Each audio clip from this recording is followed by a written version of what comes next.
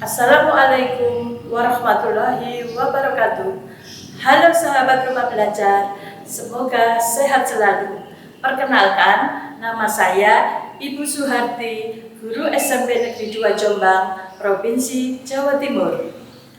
Sahabat rumah belajar, pasti sahabat sudah pernah mendengar atau membaca teks cerita inspiratif, bahkan pernah bercerita di media sosial atau secara nyata. Sahabat rumah belajar, kali ini kita bersama-sama belajar mata pelajaran Bahasa Indonesia dengan materi KD 3.12 menelaah struktur dan kaidah kebahasaan teks cerita inspiratif untuk kelas 9 semester 2. Sahabat rumah belajar, tujuan pembelajaran kali ini adalah 1. Dapat menyebutkan struktur cerita inspiratif dengan benar.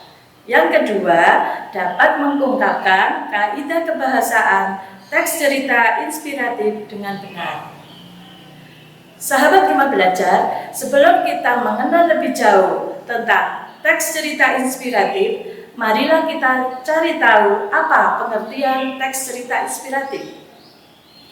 Menurut Kamus Besar Bahasa Indonesia, teks cerita inspiratif merupakan teks yang berisi cerita fiksi maupun pengalaman yang benar-benar terjadi yang mampu menggugah inspirasi dan semangat seseorang yang membacanya. Jadi, bisa menggugah perasaan, memberi kesan yang mendalam, bahkan dalam tingkat yang lebih tinggi, mampu membuat seseorang berjanji pada dirinya sendiri menjadi seperti apa yang dibacanya. Sahabat rumah belajar, sekarang kita cari tahu apa struktur yang terdapat dalam teks cerita inspiratif. Yang pertama, orientasi. Yang kedua, perumitan masalah. Yang ketiga, komplikasi. Yang keempat, resolusi. Dan yang kelima adalah koda. Orientasi berisi pengenalan tokoh dan latar belakang masalah. Perumitan peristiwa berisi rangkaian peristiwa dari awal sampai puncak masalah. Komplikasi berisi puncak masalah. Resolusi berisi penyelesaian masalah. Sedangkan koda berisi simpulan dan pesan moral. Nah, sekarang kita cari tahu apa saja kaidah kebahasaan teks cerita inspiratif. Yang pertama, kata keterangan yang meliputi tempat, waktu, tujuan, cara. Keterangan tempat berfungsi untuk menunjukkan lokasi atau wilayah cerita, ditandai dengan kata depan, di, ke, dari, pada, dan sejenisnya. Keterangan waktu berfungsi menyusun kejadian atau peristiwa secara kronologis. Contoh, tahun lalu, kemarin, sekarang, lusa, besok.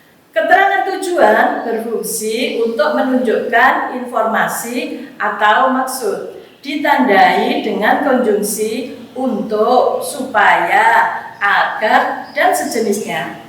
Keterangan cara berfungsi menunjukkan langkah atau tahap, ditandai dengan konjungsi dengan, cara.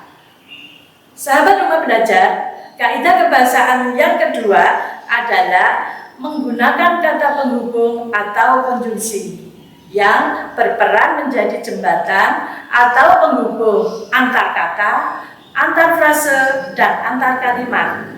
Contoh, dan, tetapi, namun, walaupun, dan sejenisnya. Kaidah kebahasaan yang ketiga adalah menggunakan kalimat majemuk. Ada kalimat majemuk setara dan ada kalimat majemuk bertingkat. Sahabat rumah belajar, demikian tadi materi menelaah, struktur, dan kaidah kebahasaan teks cerita inspiratif.